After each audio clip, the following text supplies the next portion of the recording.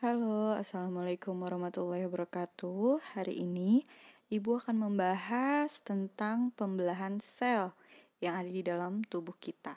Nah, pembahasan ini masih ada sangkut pautnya dengan pembahasan kita minggu lalu, bahkan ada pengertian dan tujuannya yang Ibu ulang supaya materi ini lebih melekat lagi ke pikiran kalian dan kalian tuh bisa mengerti dan paham gitu. Yang pertama, mengenai pengertian dari pembelahan sel. Pembelahan sel itu adalah sebuah peristiwa di mana sel membelah menjadi dua atau lebih.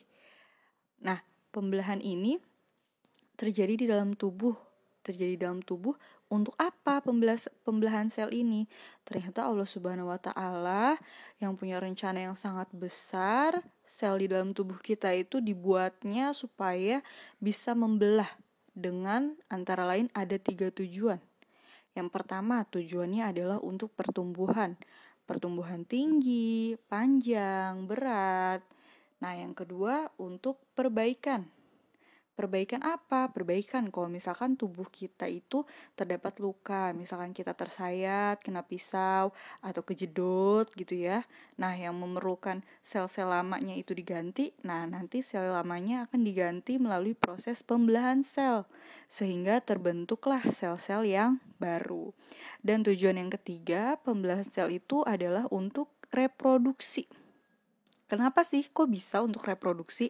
Karena ternyata untuk manusia melakukan reproduksi itu kan perlu 2 sel. Ada namanya sel sperma dan sel ovum atau sel telur dari wanita.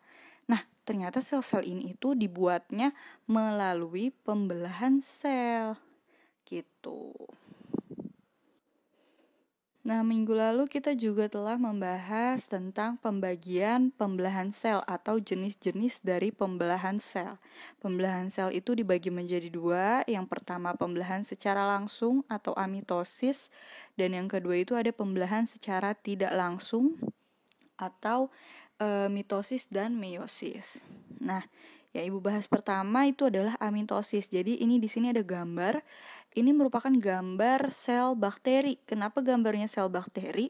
Karena bisa dilihat yang sebelah kiri tuh yang ada tulisan kromosom bakteri, itu terlihat jumlah selnya hanya 1, alias uniseluler. Universe, dunia, itu artinya uni 1.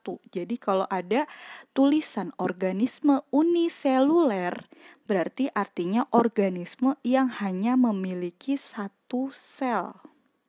Nah, contohnya adalah bakteri. Nah, si bakteri ini, dia kalau mau bereproduksi, gak perlu capek-capek dia itu. Perlu kawin kayak manusia, kayak hewan, atau perlu penyerbukan seperti tumbuhan. Gak perlu. Bakteri itu bisa membelah secara langsung atau bisa secara amitosis. Artinya saat dia membelah, saat dia bereproduksi, dia tidak perlu tahapan-tahapan. Alias dari 1, nanti dia bisa bertumbuh.